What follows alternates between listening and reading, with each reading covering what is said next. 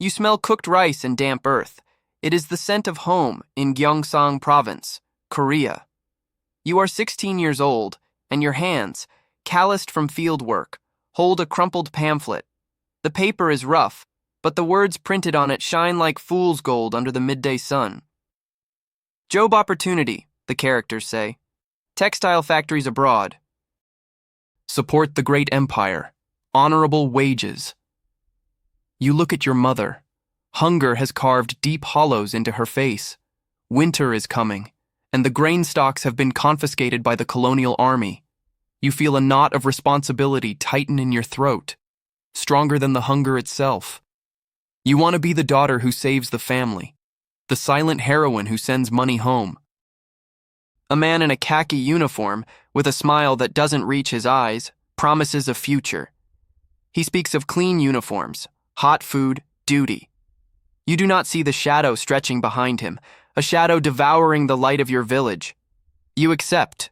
You climb into the truck. The engine roars, drowning out your younger sister's crying.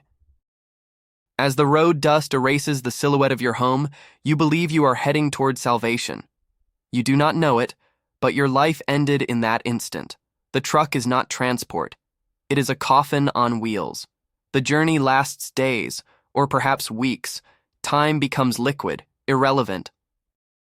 The truck is swapped for a cattle train, windowless, smelling of excrement and ancient fear. You are squeezed between dozens of other girls. Some cry softly. Others, like you, keep a stoic silence, clinging to the promise of the factory. The train stops. The iron doors slide open with a metallic screech that sounds like a scream. The outside light is blinding. There are no factory chimneys. There are no looms. The air is hot, humid, suffocating.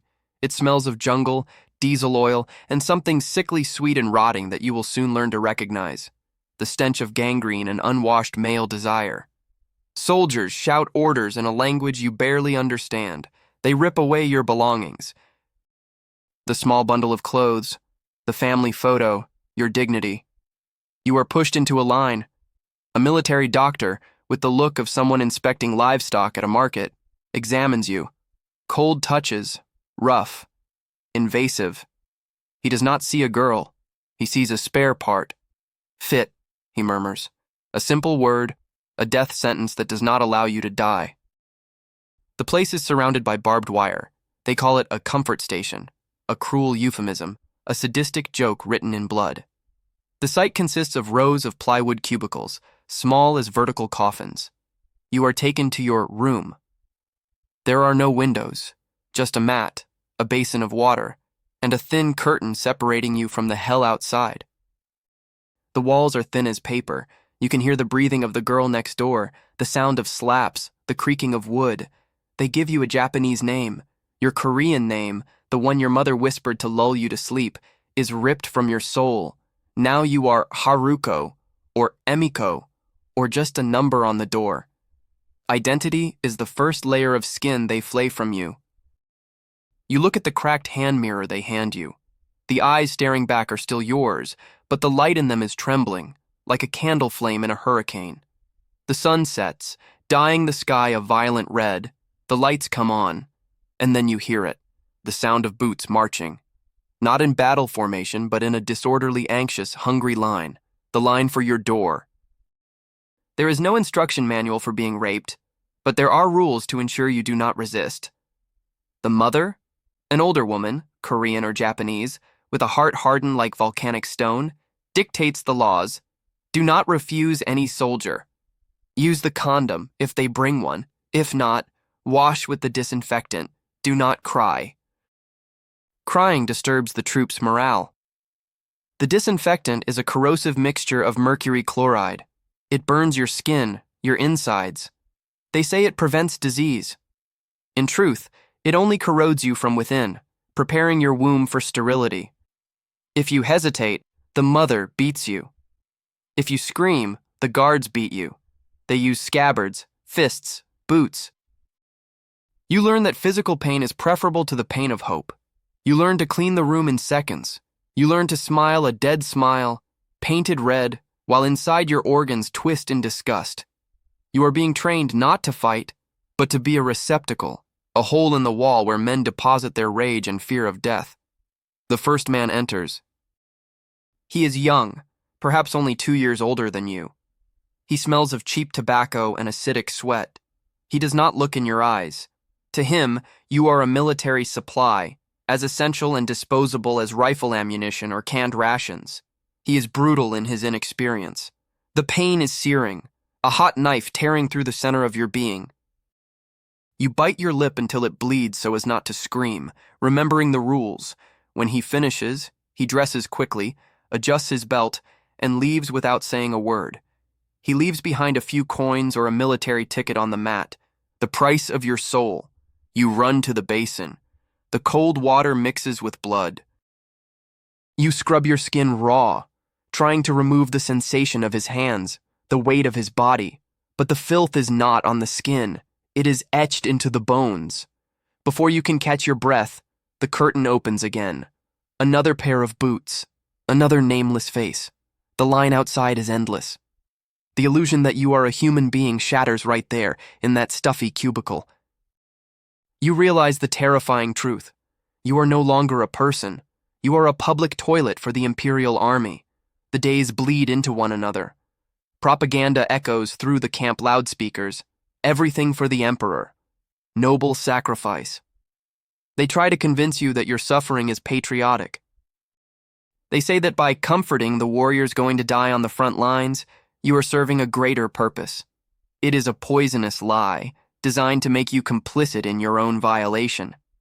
If you don't serve well, the soldier might die distracted in battle tomorrow. Guilt is planted in your chest like a black seed. Visits from officers bring a different cruelty. They demand theatrical submission. They want you to fake pleasure, to act like a geisha in a luxury brothel, while you rot in a wooden shack in the middle of the mud. They bring sake and force you to drink. The alcohol burns, but it helps to numb. For a few hours, the world becomes hazy. Cultural brainwashing says a woman must be silent and servile. The military system turns this tradition into an iron chain. You begin to forget what your voice sounded like before you learn to moan lies. You reach the breaking point and push past it. The girl who left Gyeongsang has died. What remains is an automaton, a biological machine of flesh and orifices. Friday, Saturday, Sunday, the busiest days, 20 men, 30 men, 40. The human body was not made for this, but your body is no longer human. You develop a mechanical ritual. Enter, lie down, open, close eyes, count the planks on the ceiling. 1, 2, 3 damp spots. Finish, stand up, wash. Next, your mind dissociates.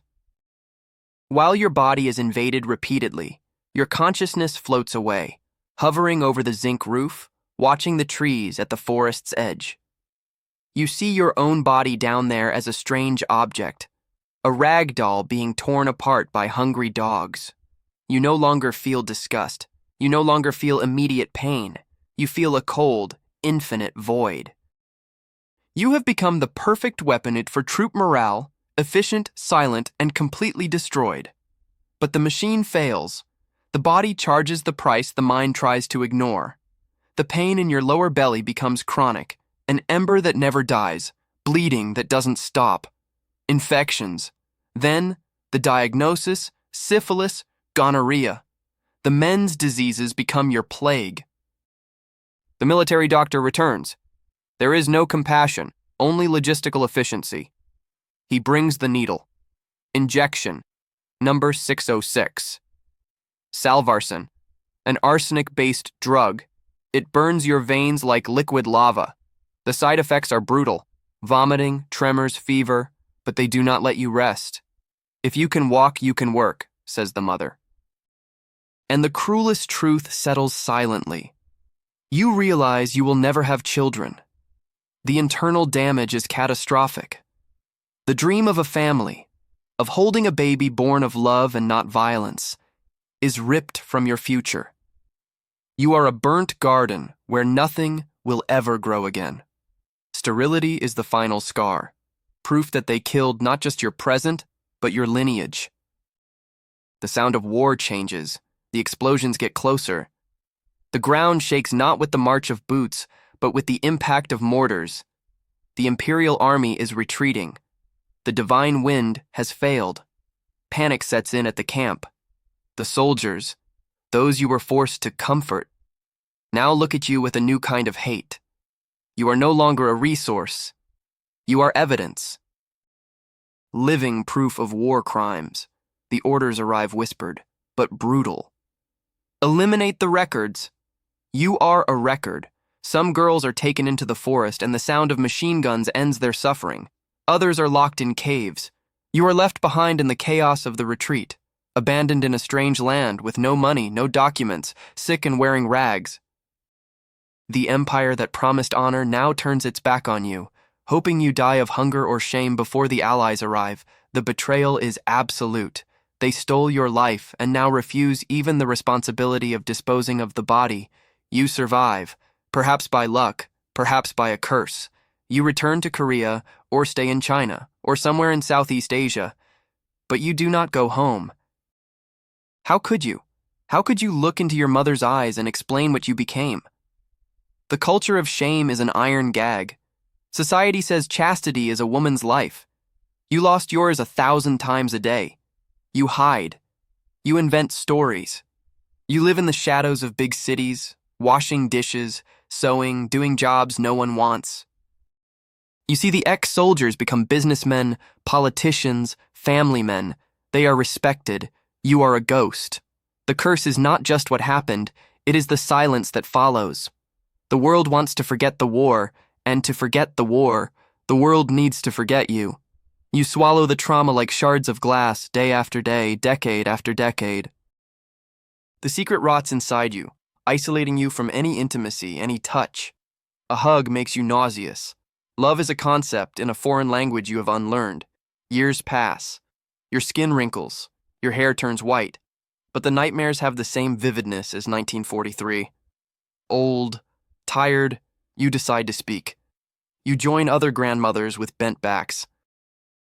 You go to the front of the embassy. You scream for justice. You demand a sincere apology.